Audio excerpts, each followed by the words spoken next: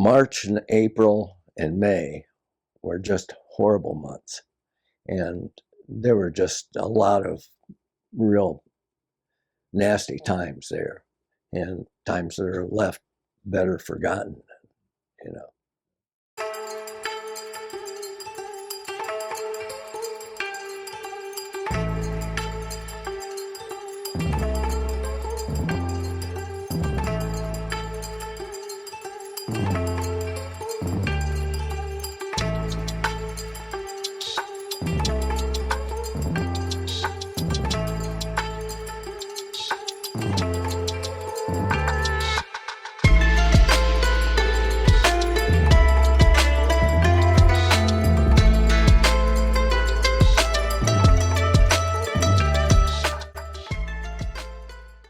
Yeah, my name's Larry Watson.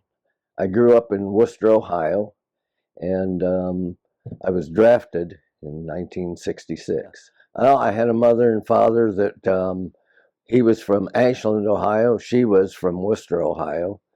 And I had an older sister and a younger brother. And I was the only one in the family that ever went into the service, at least from the immediate family. I had uncles that were all served, but I was the only one of my brother and my father that was in the military. I was, in fact, drafted. And in fact, I took a physical up in Cleveland, a pre-draft physical, and obviously passed it. And so I tried to join the Navy. And I went to the Navy recruiter, and he set me up for what I now know as the ASVAB tests to see what schools I might qualify for. And after I got back, I waited a few days, went in and talked to him, and he said, "You did really well. Here's a whole list of schools that you can take." And so I said, "Can I take these home and talk them over with Mom and Dad?" He said, "Sure, take them home, give me a call, and let me know which one you want, and we'll get you signed up." So I got home, and Mom said, "You got a letter." And I said, "Really?" And she said, "Yeah, it's from your friends and neighbors." And they selected you. And I said, "Oh." So I called the Navy recruiter, and he said, "You can ignore that." He said, "I'll even get you a 120-day deferment." And he said, "You won't have to worry about that draft." And so I started thinking about it. At the time, I was engaged to be married to my high school sweetheart. And so I decided 2 years in the Army if they draft me, 4 years in the Navy if I volunteer. I think I'll take my chances and go for the 2 years. And probably made a mistake, but that's how it worked out. My basic was at Fort Benning, Georgia. Now it's Fort Moore, but Fort Benning, Georgia. And I went from there to Fort Hood, Texas. And they said that I was a welder because that's what I had done before I entered the service. I had gone to a Hobart welding school. And at Texas, I got there, and they assigned me to C Company, 1st of the 52nd Mechanized Infantry in the 1st Armored Division. So I got to the motor pool to report, and the motor pool sergeant said, "I can't use a welder here." He said, "This is mechanized infantry, and the only welder is battalion level, and they've got one." And he said, "So I'm going to give you OJT. We're going to make you a mechanic." And I said, "Well, that sounds pretty good. Nobody's going to shoot at me unless I go out." So I thought that I'd make it as a mechanic, and it sounded good. I wouldn't have to go to, or if I went to Vietnam, I'd be in a motor pool, and that was okay with me. And then at the end of, this was in 67, that's when they had to build up from 300 and some thousand to 500 and some thousand troops in Vietnam. And so they took all the mechanics, and those that had enough time, they sent them, mixed them in with the infantry guys that were going through basic and AIT there, and sent us all to jungle training, and I was now an 11B infantryman. Well, my training really wasn't adequate when you think about it. I was in the motor pool, and it was kind of neat because it first was a basic training unit while I was in the motor pool, and then those guys went on leave and came back, and then they were in AIT, Advanced Infantry Training. We were still in Motor Pool 1. I thought they were going to be dispersed to other units. I didn't know we were going to be made into a light infantry. And all of a sudden, I was in the infantry and going through jungle training. Well, I had never had infantry training. I was never taught to break down a 45, a 1911 45 handgun. Never had training on the laws and so on. And minimal training on the M16 because we had the M14s when I was in basic.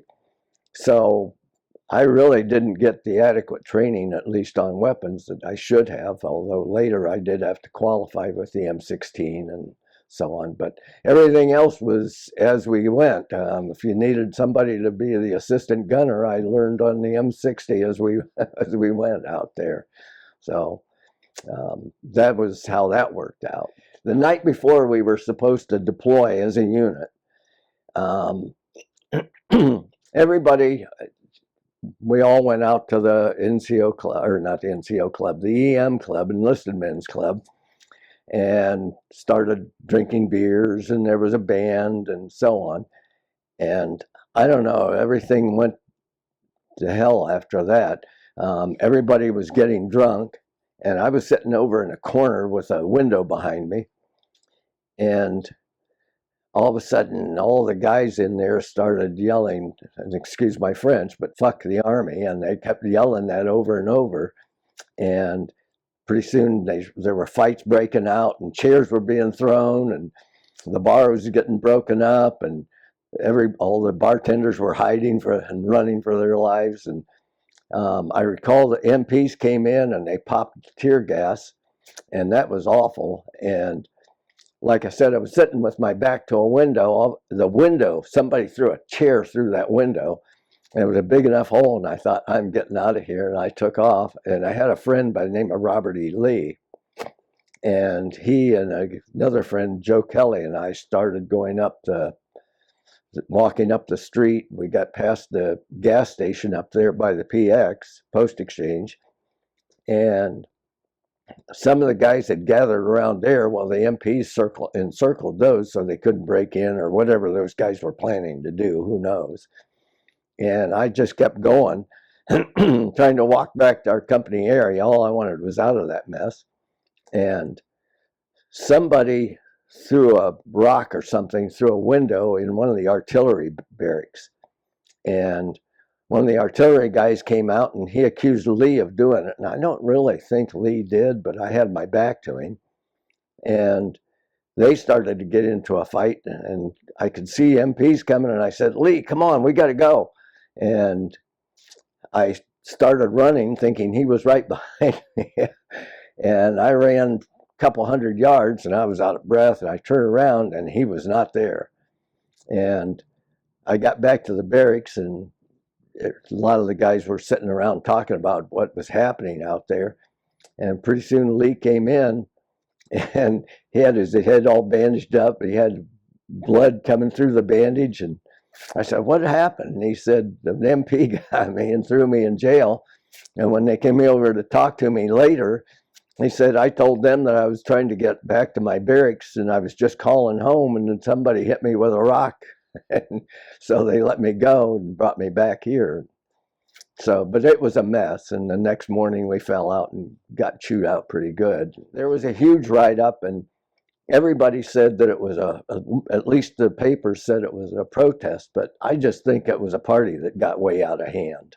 I don't think it was a protest against the war. The guys were just letting off a lot of steam before they went out. That was all in 1st of the 52nd. And in fact, I went over, we deployed as a unit, as did the 1st of the 6th. We deployed as a unit, and we were on the USNS W.H. Gordon. 1st of the 6th was on the Upshur. You know, I don't remember when they left, whether they left before us or after us. And I don't know what the timing was. I know the 1st of the 6th were flown up there, but our unit, we were loaded on trains. And we went across, we went across New Mexico, Arizona, I remember we stopped in Needles, Arizona, or whatever it is, Needles, California, maybe. But it's clear in the south, and it was really hot. It was in September. It was really hot there when they opened the doors on the train. And then we went on up to Oakland. There was a band. They loaded us on the ship, and we were all on the edge of the, hanging on the railings, because there was a band that was playing as we left the pier.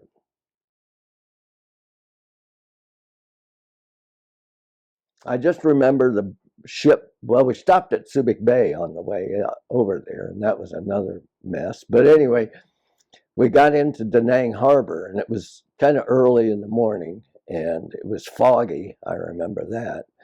And I thought, well, here we are. This is where we've been going and where I don't want to be. And they took us off the ship and put us on LSTs and transported us down the coast to an area called Duck Pho.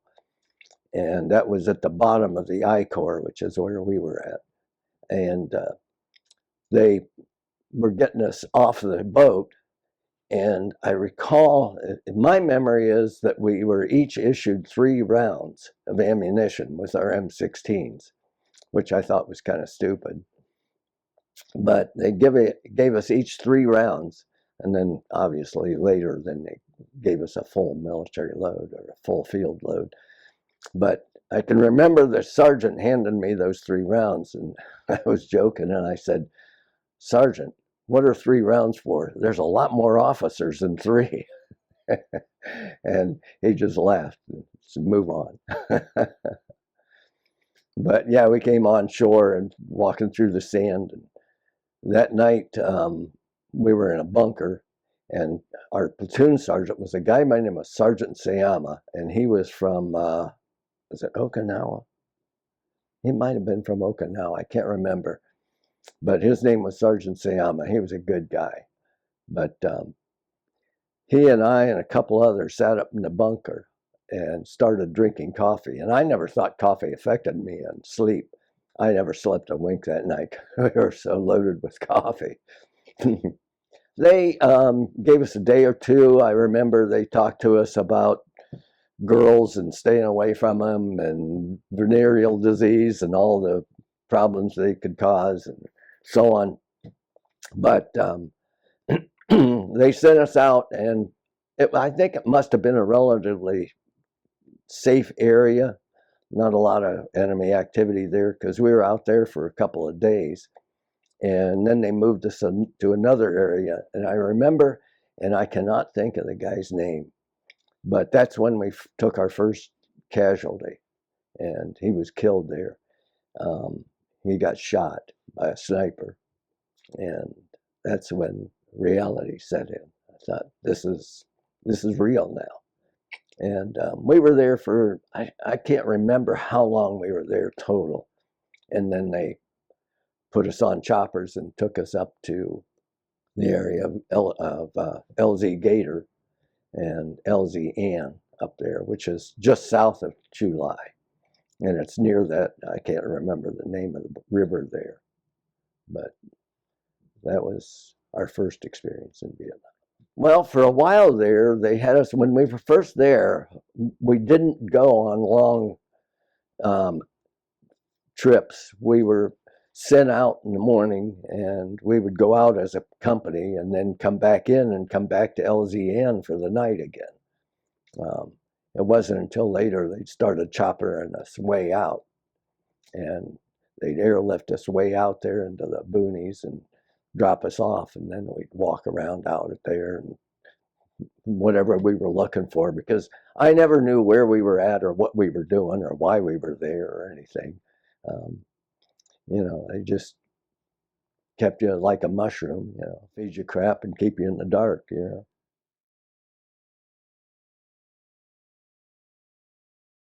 We did later, not initially, but then later we started doing ambushes. There would be one squad that maybe would go out, or maybe 2, one on each side of the perimeter. That was kind of a scary thing because usually you went out after dark because they didn't want the enemy, if they were watching, to see you leaving and have an idea of where you were going. So we would go out and find a location, although they usually knew. And I remember one night we had set up in a location, and it was after dark. And we were right along the edge of a trail. We were kind of on a bank overlooking the trail and back in the trees. And we saw movement, and there was a group that started walking in front of us.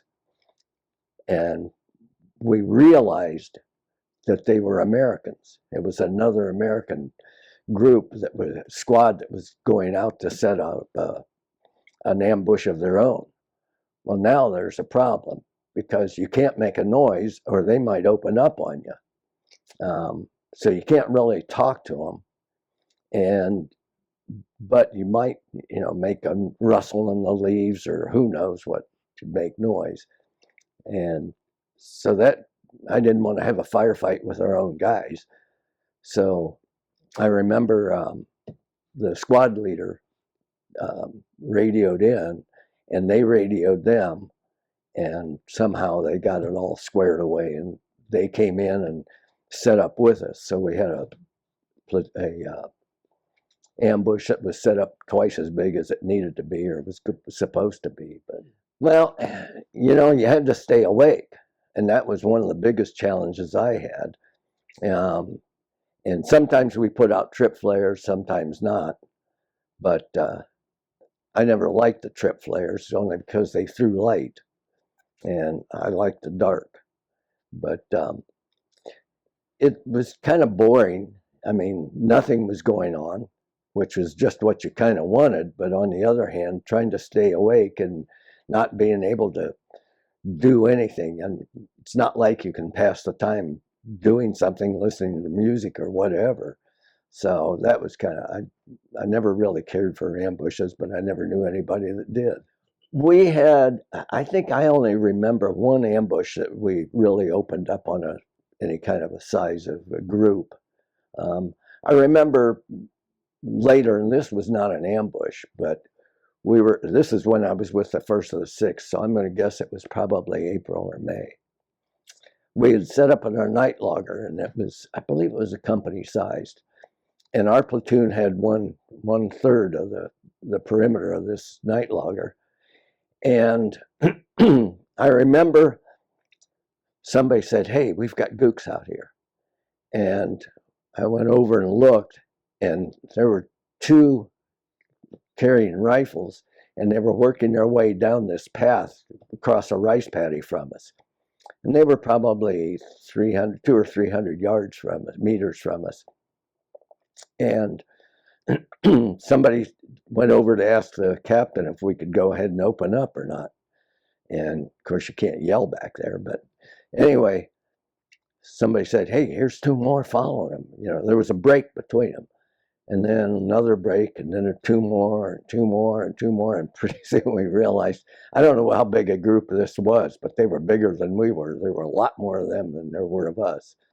So we just laid low and let them pass by, and never did open up on those guys. We did, by the way, call in artillery. I should have added that, but we did call in artillery on them. Whether they got them or not, I don't know.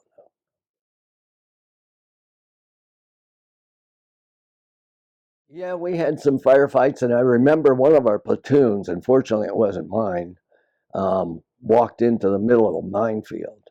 And there was a guy by the name of Wise, and he was always really strict. He always had his uniform just right when we were in Fort Hood. Everything was spit polished all the time.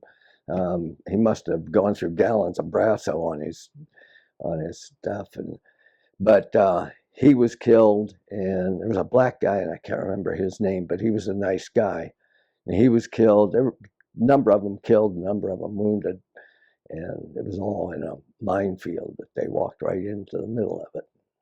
But yeah, we had a few firefights when we were over there. And I'll tell you a funny story. Wasn't funny at the time, but it is now. Of course, we all had the jungle fatigues, and they had big pockets on the sides. And I used to stuff my pockets with sea ration cans. And we were walking, it was kind of a valley, and we got opened up on. They were lying in ambush for us. They opened up on us, and I went down immediately behind a little tiny bush. It didn't give me much cover, but I did. It was the only thing there. So I got behind that little bush, hoping that they couldn't see me. And I felt this warm liquid, and it was kind of, you could almost tell it was thick, like blood might be. And I thought, oh man, I just got hit in the leg. And I reached down and felt it and looked at my hand, and it wasn't red. I thought, that's funny. I smelled it, and it was peaches. Here, my C rations had a can of peaches in there, and the bullet pierced one of those cans of peaches. It was not funny at the time, but it was scary. But afterwards, man, I can't believe I got away with that.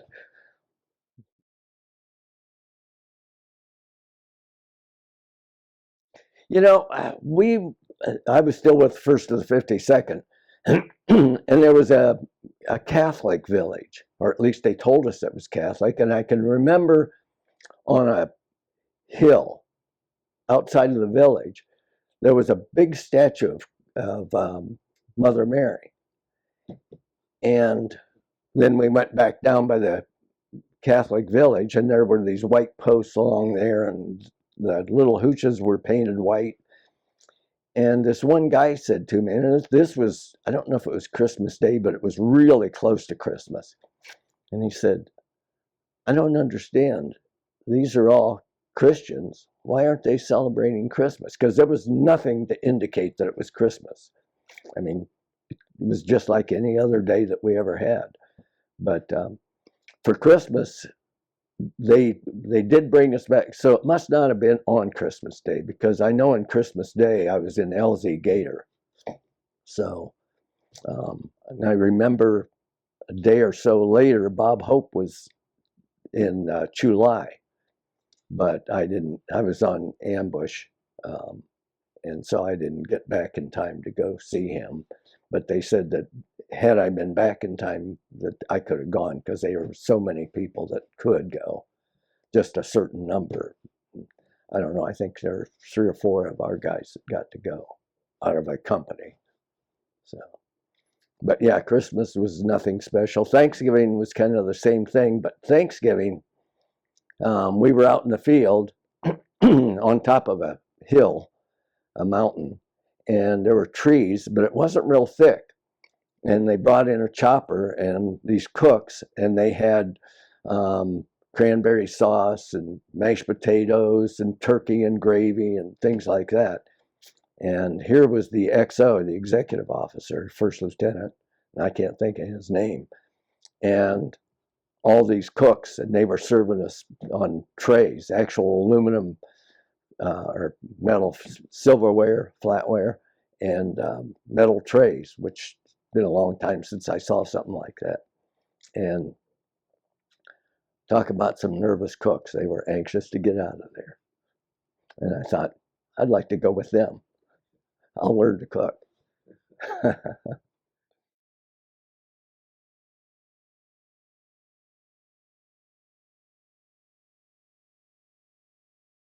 And then they sent us up to Chulai, and we were out on the Penang Peninsula out there. And we were there for, I don't know, it must have been a couple of months. And I think there was an LZ Gator out that way that we then moved to.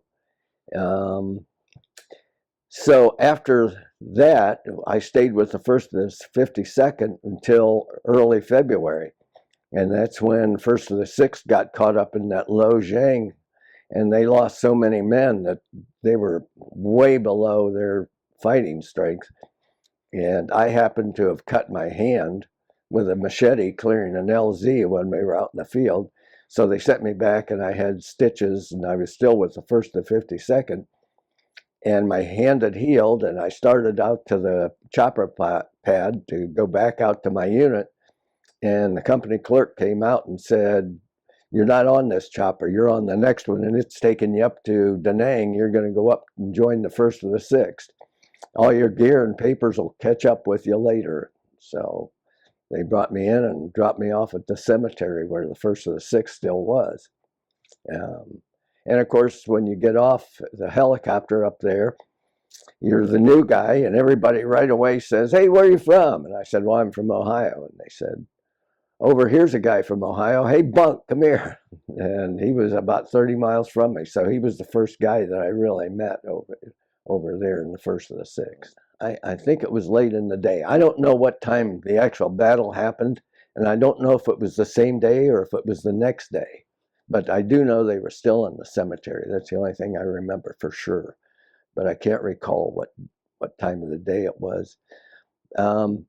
It couldn't have been early in the morning because I was just released and going out to the chopper pad. So I imagine it had to be sometime in the afternoon, had to be after the noon hour. Surprisingly, and I haven't really thought about this before, but they didn't seem real depressed. But, I mean, they were upset. They'd lost a lot of friends and they didn't know what was going to happen next.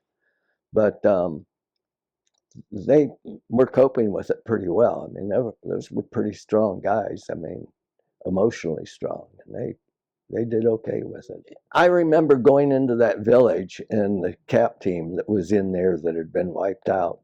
And I remember it seemed to me that it was kind of, what I recall is it was kind of back in a tight area as far as bushes and trees and so on. It was at the village, but it was kind of on the corner, and that's what I remember. Yeah, although I didn't get to go back in there. I don't know. I suppose I'm almost certainly Wendover went in there. And he was, of course, in the first platoon. So I'm assuming that that's who went in there. So I remember them bringing him out, but I wasn't back in there.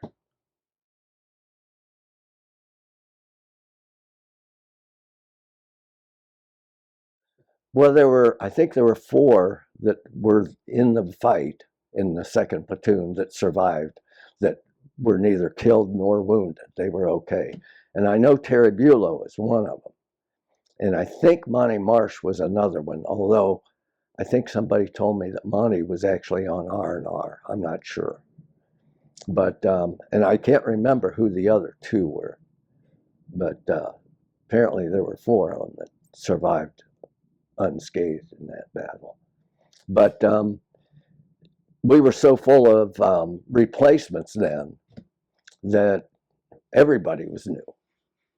So I'm sure that even those guys like Terry and Monty and the rest of them, they were with new. It was like they were new too, because they were new with. I mean, to these other guys, there were more new guys than there were them. But I think they were probably affected quite a bit by the fact that when you're in a group like that, you get really close. And the closer and the more time you spend with the group, the closer you get. And you really do become brothers.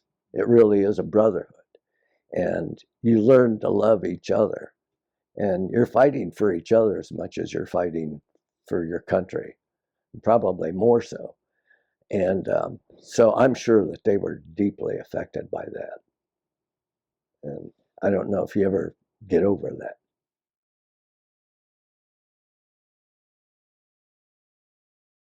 But I think in March is when we got into it again, and March and April and May were just horrible months, and there were just a lot of real nasty times there, and times that are left better forgotten. You know, we lost a lot of guys. I don't know that we lost as many as they did in Lo Giang, and they certainly, if we did, at least it was spread out over a longer period of time. But we took a lot of casualties during that time period. Yeah, I remember at Hill 352,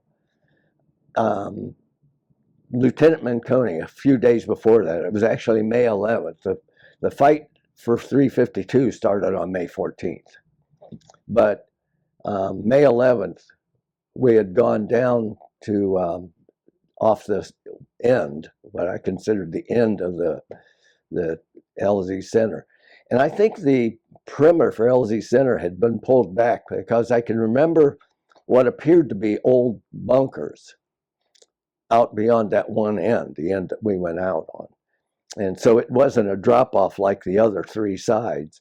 It was more of a gradual and then dropped off. And I don't know, I think it was before that, because I think Minconi was alive. The NVA attempted to overrun our position, LZ Center, and they were making an attack up the side. And I don't know why they chose that side because it was the steepest, but it was also maybe the side that they thought we wouldn't expect. You would have thought they'd come up that gradual side, but they didn't. And what I remember is they had us open what they called H&I fire, harass and interfere. So every hour on the half hour, the whole perimeter would open up, as I recall. And so we opened up, and on the radio, somebody on that side, now I was on the opposite side, so I didn't get involved in this, but somebody on that side said that they could hear some groaning or something out front. So they opened up again on that side. And I remember on the 15th when we went down there, there were some bodies still tangled up in the concertina wire, the coiled barbed wire. And that's when we were, not the 15th, the 14th, when we were making our way over to the Nui Ridge to take on that first mountain. I remember us walking out off of that end, and then we dropped down, and we got down there, and I think the point man must have heard something. So we stopped, and everybody, first thing you do is take off your rucksack and you relax and so on. And I remember Lieutenant Minconi saying, "Settle up, we're going to move out." And I think the guys were kind of lollygagging, if you will. They weren't getting into their gear as fast as he wanted them to, and kind of irritated him. And he didn't say anything, but I knew he was not happy. And he started walking down the trail, and I'm walking after him as fast as I can. And we got to a bend in the trail, and now there's elephant grass on both sides of us, real high. And the trail was very distinct. I mean, it was clearly the trail. And we went around a corner, and he was ahead of me, probably from me to that, well, probably 10, 15 feet. And we went around the curve, and I can remember seeing dead Americans up there. And this is the way I remember it. I don't know. But anyway, we were walking past that, or towards them, and I had just made the curve, and I was probably 6, 8 feet past the curve. And like I said, he was about 10 feet in front of me. And all of a sudden, the machine gun opened up and cut him down. And I jumped back behind that curve. And I called Monty Marsh, and he came up, and he was looking. I was trying to tell him where I thought that machine gun was. And I said, "Come here, maybe I can point it out." And so I'm down on my hands and knees, and he was down on his hands and knees, and he looked his shoulder around me. And there was where the machine gun was. And all of a sudden it opened up on us. And I don't know how he could see us, but we must have been just on the fringe of his view. And we jumped back, and Monty took off his helmet, and there was a bullet hole in the edge of that helmet. It was that close for him. You know, I've struggled to try to remember. I know we got him out. That I do know, because I forget the guy's name, but he came up with a law, M72 law, and light anti-tank weapon. It's good for one round, one fire. That's it, and then you crush it. But he hit that, and I think we may have used two. The first one, I don't think it quite hit the bunker, but it did clear out all the elephant grass. And then the second one took off the top of the bunker, and And so then I think we went on down, and we got Manconi out. I think, I don't remember if we got the other guys from that other company working the other way or not. I can't remember a lot of that. And I can't actually remember leaving that area. I mean, obviously we walked back to the LZ Center, but I just don't remember.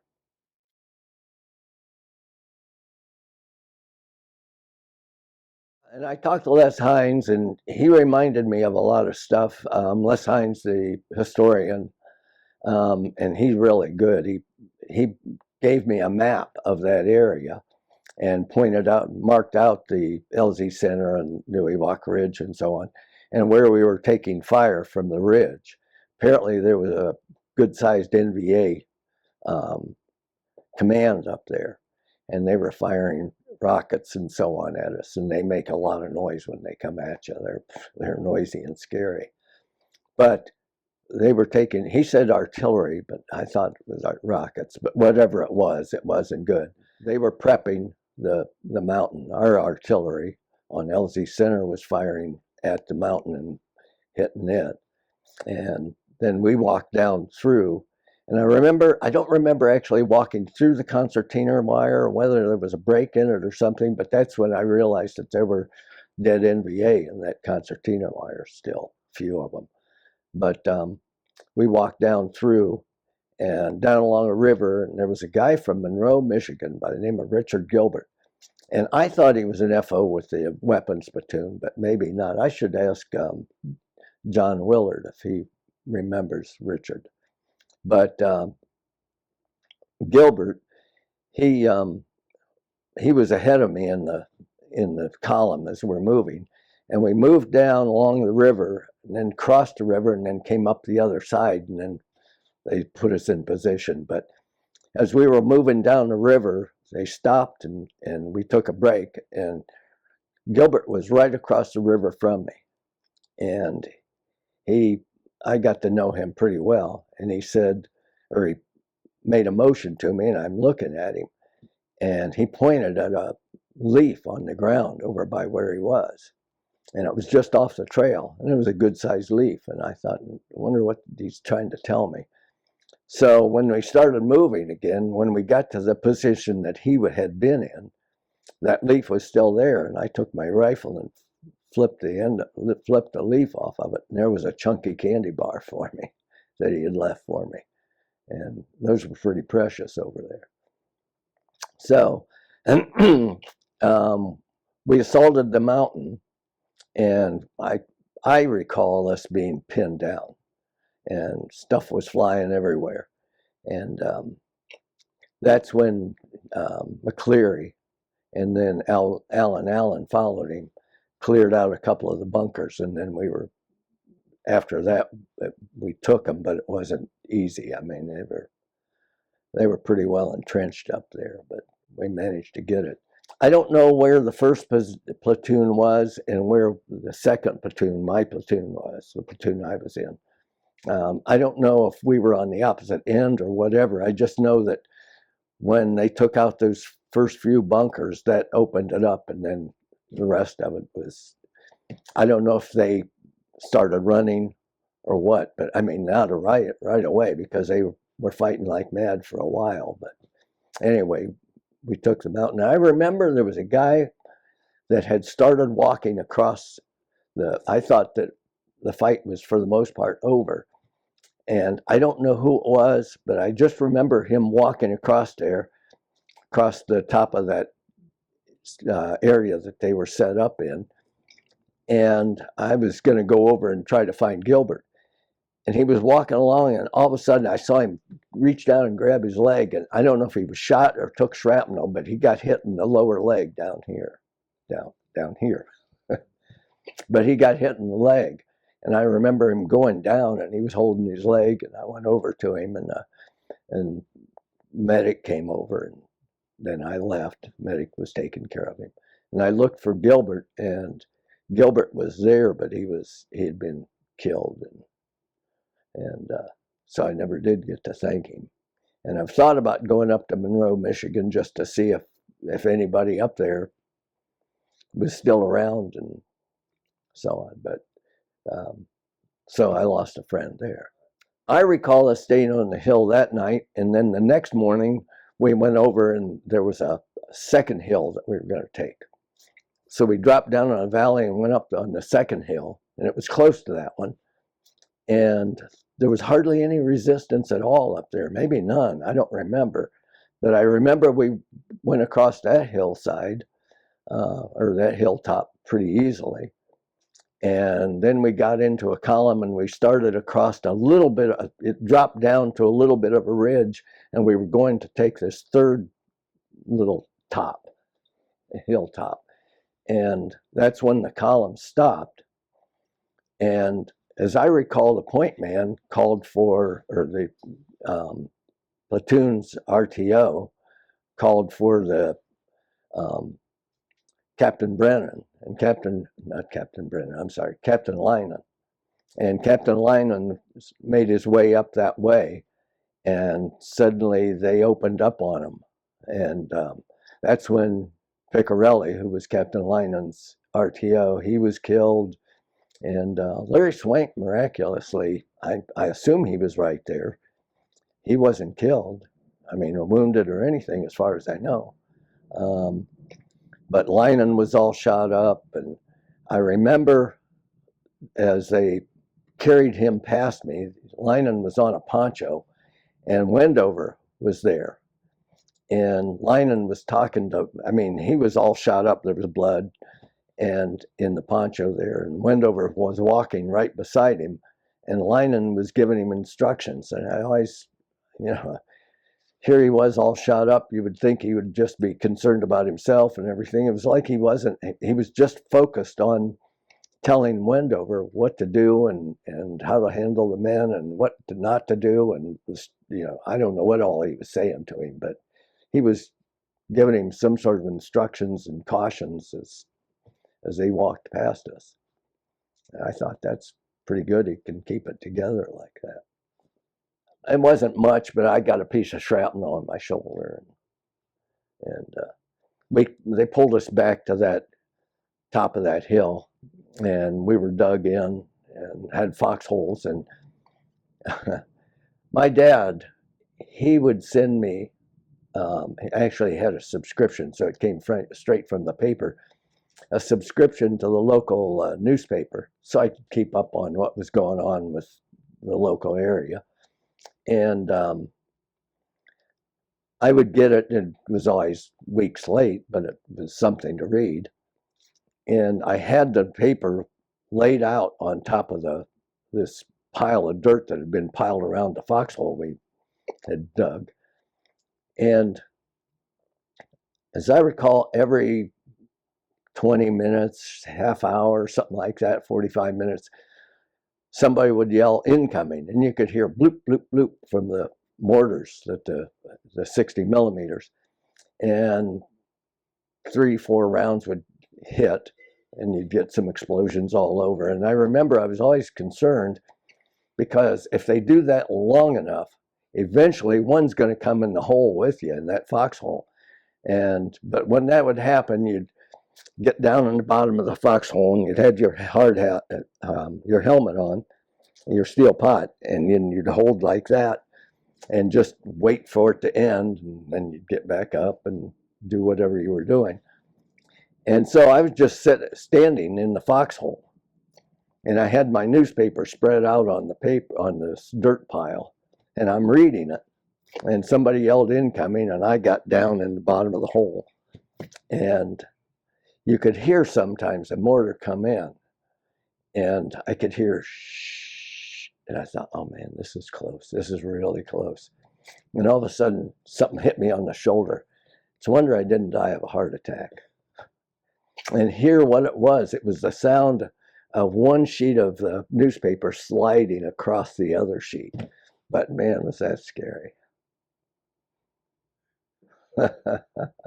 The other thing I remember, and I don't know the time frame for this, but we were going to go down and attack an area down in the valley. And I don't know what was going on, but they called in artillery from quite a ways. And somebody told me it was 8-inchers. I don't know. But they told us to get down, and they were calling in this artillery. And I got down, and there were bushes all around us. And I can remember hearing shrapnel going through the bushes. And suddenly I heard somebody yell out a blood-curdling scream, "Medic!" And they brought out a guy, and he had a steel pot on, and a piece of shrapnel stuck right in the end of that. And blood was running down over his face. And they never took the steel pot off, but they brought in a chopper and dusted him off. And I didn't know whether he lived or died, but I was later told that he lived. And I don't remember the guy's name or anything about him. But when I separated out and got to go home, as I was getting my gear and so on and turning in some stuff, I can remember seeing that steel pot still in the supply room with that piece of shrapnel in there. And I don't know if they sent that to that guy. They should have, because that would have been quite a souvenir for him, assuming he lived, and I heard that he did. I hope he did.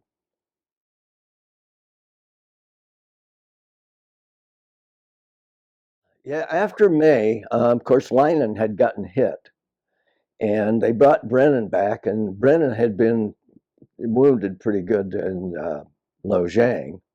So I never knew him until June when they brought us back. And we were brought back to LZ Bayonet for the most part, or somewhere around there, and we'd spend a lot of time. Well, I remember we were on Hill 54 or 69, must have been 54. And they would have us go in and patrol around a rocket pocket. But we would do that in a platoon size. The company didn't go out much together anymore as a company size. And they'd send a squad, maybe 2 squads up at Hill 707, which I'm sure you've heard other guys refer to that. But they pretty much made us the palace guards after that, at least for the rest of that time period. Gave us a break, and that was our status when I was finally separated in September, early September, because the date I separated from the Army at Fort Lewis, Washington was September 5th. I don't know exactly what date I left Vietnam, but I do remember them choppering me down to Cam Ranh Bay, to the separation center where I separated out. And they took us on a plane to Fort Lewis, where we got our final paperwork and physicals and so on.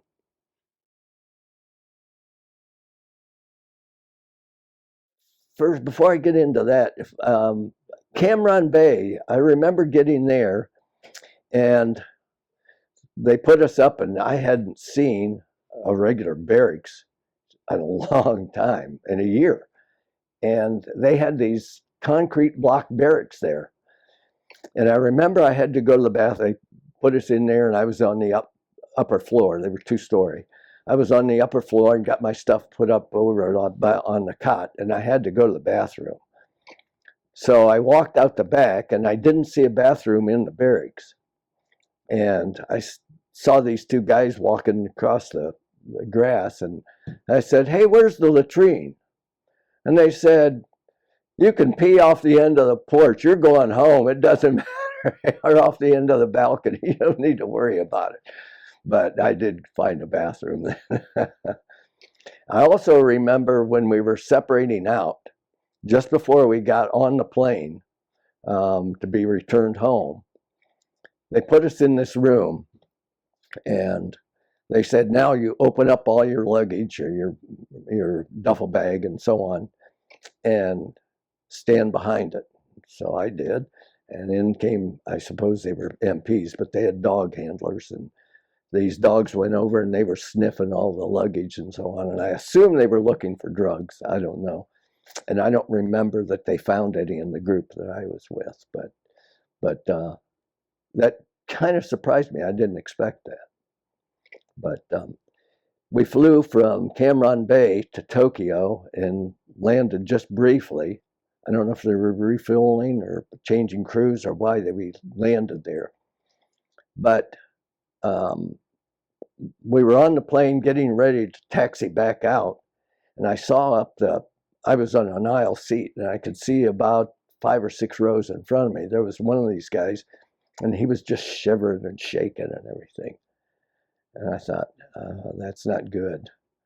And one of the stewardesses noticed it, and they had somebody take a look at him, and they took his temperature, and he was running a very high temperature. And here, this poor guy, he's just hours from stateside, and he had an attack from malaria. And I'm sure they put him in a Tokyo hospital. And I mean, he's safe now and everything. It's just that you're that close to getting out, and this happens. Just, you've spent the whole year, and you thought, if I get malaria, I want it to be in now instead of, but it was when he went home. There was a cheer. Everybody was cheering and everything, and we're finally out of here. You know, going back to that way earlier, one of the replacements that came in, I don't know, it must have been probably in March, one of our replacements came in, and he was telling me when they were flying into Da Nang, where they flew them to catch up with us, he said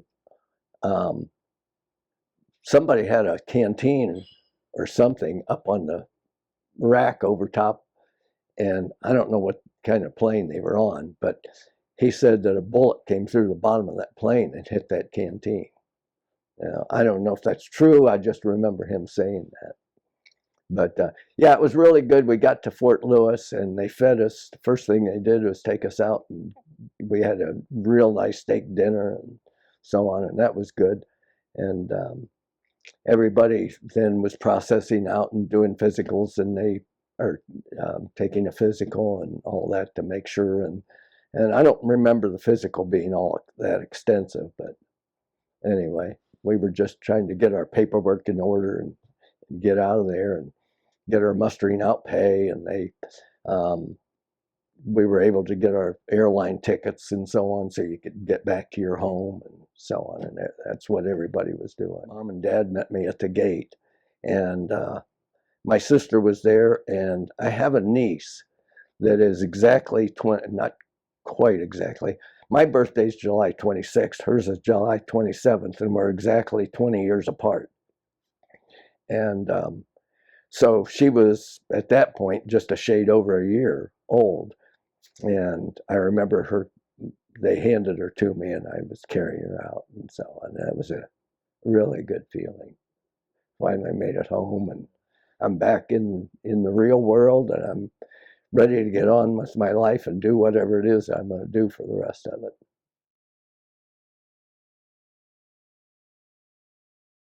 Well, you know, that's another thing that's interesting. Being in infantry, you're always on alert, and you always have somebody watching your perimeter. I mean, there was never a time that everybody went to sleep at the same time. There was always somebody awake and somebody on guard. And I remember the first night,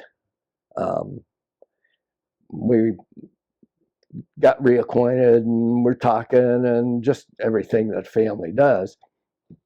And my sister and my brother, well, my sister was married, but she and her husband went home, and my brother went to bed, my mom and dad went to bed, and I tried to go to bed.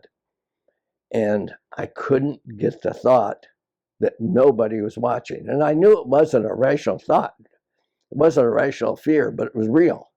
Nobody was watching, that anybody could just walk into that house. And I know it was locked, but they could still come into the house, and there was nobody there to catch them.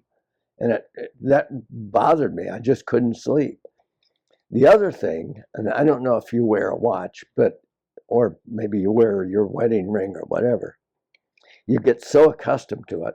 And if you go out and you forget it, you're feeling your ring or your wrist, or you're feeling your finger where the ring is, because you miss it. You understand that you don't need it, but it's just strange to not have it there. And it just felt so weird to not have my rifle with me. And if I would sit down like this and we're talking, and then I get up, first thing I do is reach back to see if I could find my rifle. And it felt almost like you're naked. I mean, you don't have that, and it's not a good feeling. I mean, it wasn't scary or anything. It just was a strange feeling. It was just different, and nobody likes different.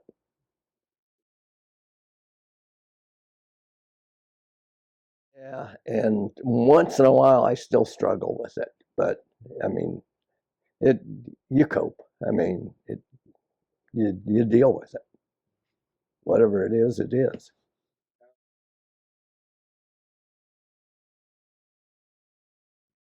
As you know, you were one of the first ones that was there. You got a hold of my son, or he got a hold of you, or however that worked out. But I told my son when he wanted me to go to St. Louis to the first reunion that I attended, I said, no, I'm not going. And he said, why not? And I said, look, I love those guys. I really, truly loved them. But you got to understand, we're different now. I don't know them anymore. That was, I think at that time, it was like 20 years ago, and maybe 25 or 26. But anyway, I said, we don't know each other anymore. I don't know who they are. They don't know who I am. And I just rather remember them as we were. And he kept bugging me. So finally I said, look, I'm going to go, but don't ever ask me again. Well, I got there and I met Ron Ward. And you probably remember, well, certainly you remember this. Um, my wife and I were there, and we decided to go up to the room. We got on the elevator, and these two guys got on. I didn't know them. And one of them pointed at my tag. And that's when I looked over at their tag, and his name was Don Kaiser. And that was, we had already planned to meet you guys. You and Chris had worked that out somewhat. And it was really good. And I hated to ever miss another one after that. I mean, it's 5 minutes after we were together, it's like we'd never been apart. And I'll never forget that. And it's, um, I think it's been good therapy for everybody.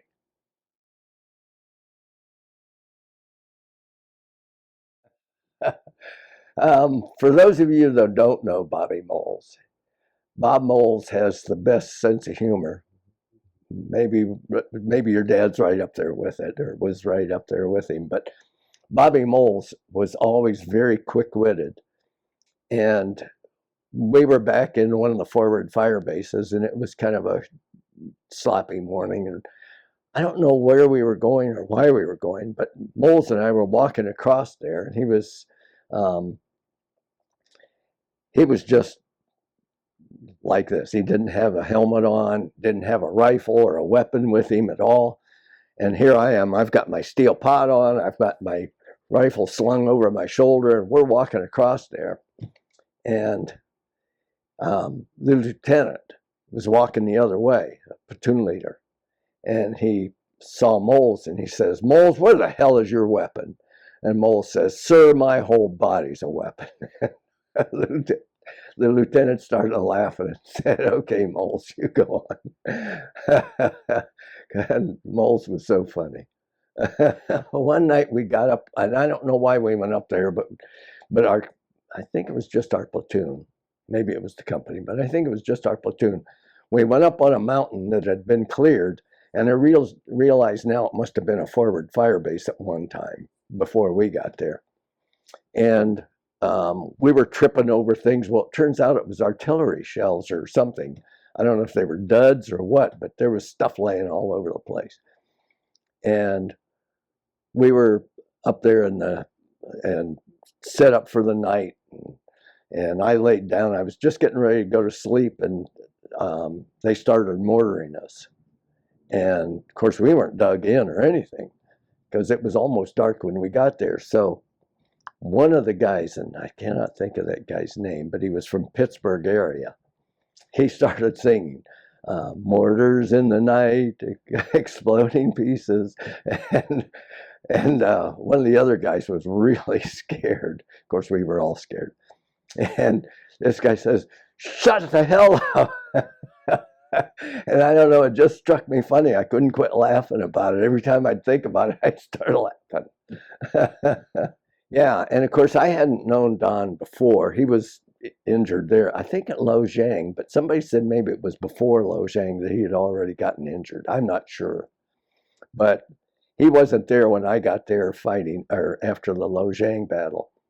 But so I didn't know him.